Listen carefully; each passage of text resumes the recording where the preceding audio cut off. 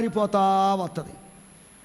ఆత్మీయత, శరీరం బలహీనపరచబడిన ఆత్మీయతలో ఉన్న ఉజ్జీవం, ఆ శక్తి, ఆ బలము తగ్గిపోకూడదు. ఆ విశ్వాసం సొమ్మసిల్లిపోకూడదు. అందుకని ఆశారాజు ఫస్ట్లో భలే వైరాగ్యంగా ఉన్నాడు. చివరికి వచ్చేసరికి ఆయన ఏమయ్యాడంటే, తన కాళ్ళలో జబ్బు చేసేసరికి దేవుని యందు విశ్వాసం లేదు, దేవునికి ప్రార్థన చేయలా, దేవుని ఆశ్రయించలా, వైద్యులను సంప్రదించాడంట.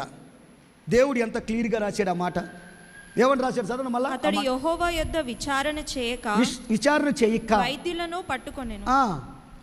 ఆసా తన ఏలుబడి యందు వైద్యులను పట్టుకుని తర్వాత ఏమయ్యాడు? ఆసా తన పితరులతో కూడా నిద్రించి. చూసావా, చనిపోయి వైద్యులు పట్టుకుని ఏమో బతికాడా? అంటే దేవునితో ఉన్న సంబంధం, ఆ విశ్వాస సంబంధం తెగిపోయింది. ఎప్పుడు? జబ్బు వచ్చినప్పుడు. ఎప్పుడు? వాళ్ళు వీళ్ళు ఏదో అన్నారని విశ్వాసం నుంచి సడలిపోతున్నారు. అందుకే దేవుని పిల్లల